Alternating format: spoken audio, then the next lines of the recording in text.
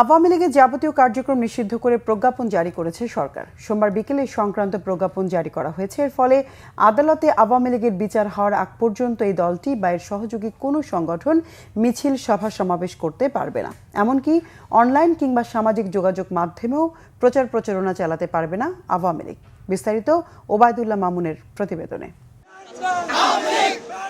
গত বৃহস্পতিবার রাত থেকে প্রধান উপদেষ্টার বাসভবন যমুনার সামনে আওয়ামী লীগের রাজনীতি নিষিদ্ধ ও নিবন্ধন বাতিলের দাবিতে অবস্থান কর্মসূচি পালন করে এনসিপি। পরদিন শুক্রবার বিকেল থেকে শাহবাগ অবরোধ করে আওয়ামী লীগের কার্যক্রম বন্ধ সহ ৩ দফা দাবিতে আন্দোলন করে এনসিপি সহ বিভিন্ন দল। শনিবার রাতেই জরুরি বৈঠকে বসে উপদেষ্টা পরিষদ। সিদ্ধান্ত হয় আওয়ামী লীগের কার্যক্রম নিষিদ্ধের। বাংলাদেশের আওয়ামী লীগ ও তার নেতাদের বিচার কার্য সম্পন্ন না হওয়া পর্যন্ত দেশের নিরাপত্তা ও সার্বভৌমত্ব রক্ষা, জুলাই আন্দোলনের নেতাকর্মীদের নিরাপত্তা এবং আন্তর্জাতিক অপরাধ ট্রাইব্যুনালের বাদী ও সাক্ষীদের সুরক্ষার জন্য সন্ত্রাস বিরোধী আইনের অধীনে সাইবার স্পেস সহ আওয়ামী লীগের যাবতীয় কার্যক্রম নিষিদ্ধ করার সিদ্ধান্ত গ্রহণ করা হয়েছে।